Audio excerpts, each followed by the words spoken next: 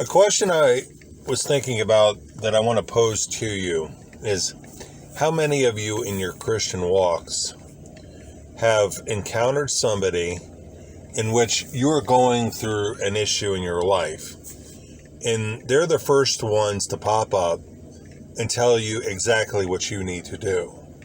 You know, maybe you're struggling with love, or you're struggling in another area, and they're quick to tell you exactly what you need to do. But they're struggling with that issue or another issue themselves, eventually. And so they take that issue hard, just like you may be taking it hard. So then you start wondering, this is hypocrisy, or maybe you're struggling in love, and somebody's quick to tell you exactly what you need to do in order to be more loving, giving you advice. But when they encounter somebody that's hard to love, and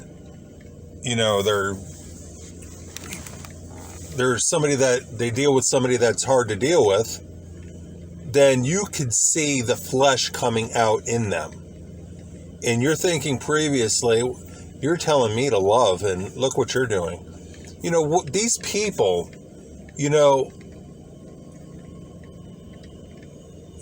like, they don't think about the log in their own eye when they're trying to point out the speck in yours. Jesus said the measure you use will be measured to you. And I think sometimes we forget that. And, I'm not pointing out anyone's mistakes, but I'm seeing stuff that more or less has happened to me. People that are quick in telling me how wrong I am, and they're dealing with that same issue themselves. So I think we need to be really aware before we proceed to come up with a judgment about somebody, or what somebody is going through. And we need to watch ourselves that we are not struggling with that issue we're trying to give them advice on ourselves. We need to do like a self-check. I think really it depends on the motive that propels, whatever we're going to say out. Are we doing so because we're so irritated, self-righteously thinking that this person's not acting the way we think they should act? And so we feel compelled to tell them, what they need to do, that, we're giving advice in order for them to be, pleasing to God, their actions to be pleasing to God. When really, God hits us upside the head later on with an issue that we're dealing with. And so if we're open into changing, God brings it to mind. There's just a lot of that going around, where somebody can say, like that brother that was in that documentary, Heart of Man, how he was going in front of the congregation telling men that they need to stop, looking at pornography. And then as soon as he said that, when he got home, he had such a hunger for it, and he started looking at it himself.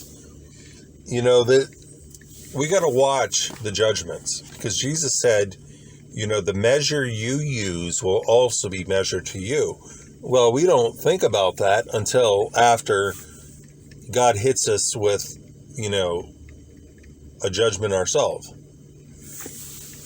So I was just thinking about that. I was thinking about all the advice, some brothers would give me about what I need to do in order to be more loving. And, I witnessed, like at church, how one brother who was, so good at giving advice and telling people what they need to do, they encountered somebody in the church that wasn't behaving right. And so I saw this brother's flesh come out. when really there should be, the patience that he was telling everyone else that they need to have. If you're being more loving, if you're being loving with God, the patience is going to show. Not saying that patience can wear out once the flesh comes in. I mean, I'm not going to come up to somebody and tell them, hey, you need to do this, you need to do that.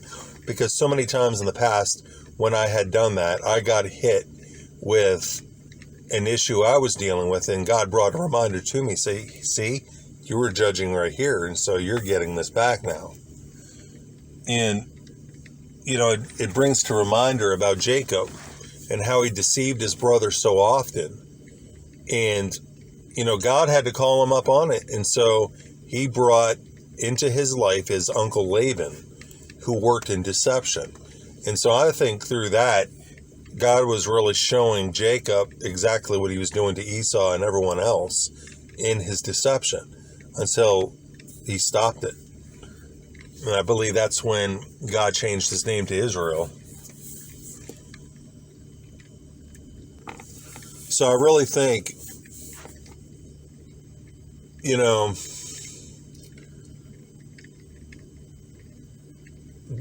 I believe, when we're bringing correction to somebody, that what Jesus said about, why point out the speck in your brother's eye when there's a log in your own, not saying that we're not to bring correction to somebody, but we cannot walk in hypocrisy. We have to really, through God, do a self-check before we even attempt to speak. If we're okay in an area, if we're okay in, loving and, there's no issues, I believe that through love, we can help somebody. I'm not saying that you're going to point out all their flaws, but, give them, maybe some tips to help them, not for the purpose of, just showing how horrible they are and what they're lacking and all that, but, give them some tips in loving. But I think what is really lost with a lot of people in their judging is empathy. Before you try to attempt to give somebody advice in what they need to do, why don't you put yourself in their shoes? I've seen that with a lot of brothers. They were like really quick on judging me, and they don't even know what it's like dealing like with family issues. You want to tell me what I need to do with my own family, but you have never been there yourself. You don't know what it's like, for not to be loved. When you're going day by day without receiving love, then, that's a trial. It's something that I think a lot of people would have a hard time with. So you get a lot of people that say, well, you need to do this and you need to do that. And they have never even been through it. They haven't dealt with a kid that would talk back and, say a lot of harsh things to you. And so they can tell me, you need to love, you need to do this and do that. Well, how would they deal with a kid that's harsh to them or a kid that would talk back?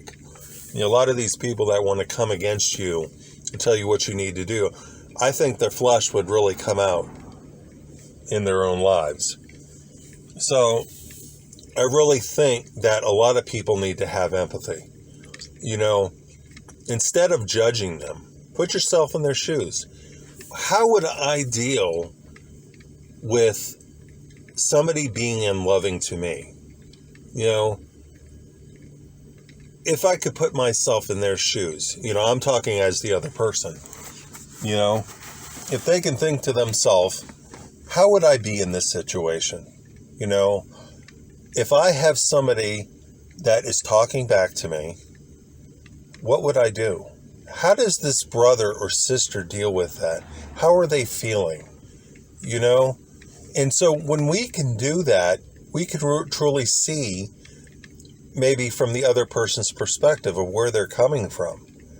Because I think a lot of times if we can operate in that, then we can walk in understanding for somebody else, and that's where love will come in, so I just wanted to share that with you, because I find that with a lot of brothers and sisters, how they would tend to be quick to judge you in what you need to do, but they have never walked in your shoes. They have never known what it was like to deal with the problems you're dealing with.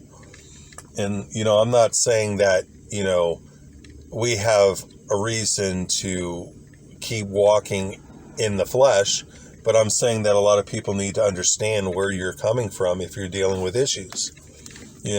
These people need to put themselves in your shoes to find out what it's like to be you. And when they can do that, when they can walk in love, then maybe they can help walk with you through the issues instead of being quick to tell you what you need to do. So I just wanted to share that thought with you. Thanks for watching.